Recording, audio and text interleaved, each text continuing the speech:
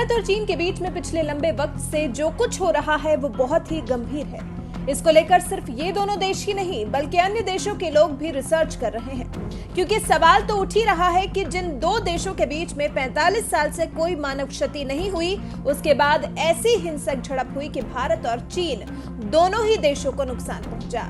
मानव क्षति दोनों ही देशों में हुई। अब सवाल यह है कि दोनों देशों के बीच में छिड़ा यह युद्ध कहां तक जाने वाला है। क्या ये एक वॉर का रूप ले सकता है या फिर चीन के संबंध भी अब भारत के साथ वैसे ही हो जाएंगे जैसे पाकिस्तान के साथ हैं? सवाल कई हैं जिनके जवाब तलाशने की कोशिश की जा रही है। ऑक्सफोर्ड विश्वविद्यालय में ग्लोबल हिस्ट्री के प्रोफेसर पीटर फ्रैंकोपैन ने कहा है, चीन पर भारत का रुख अब 21वीं सदी की दिशा तय करेगा।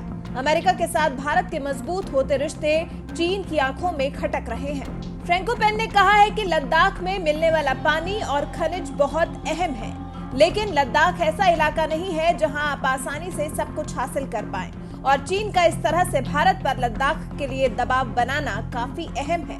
और अब क्योंकि भारत के अमेरिका के साथ रिश्ते घनिष्ठ हो रहे हैं, तो वो चीन के मंसूबों के आगे रोड़ा बन सकते हैं। फ्रैंकोपैन के मुताबिक अब भारत के पास दो विकल्प बचे हैं। एक तो पीएम मोदी चीन के साथ रिश्ते सुधारने की कोशिश करें, जो कि 20 जवानों की शहादत के बाद मुश्किल है।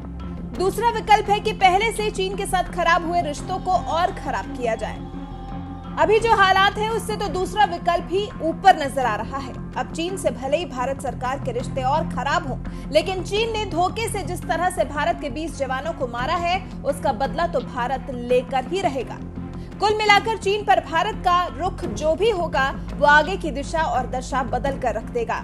कहीं न कहीं भारत भी इस बात को समझता है, इसलिए अभी भारत चीन के साथ डील करने के लिए अपनी रणनीतियों पर विचार कर रहा है।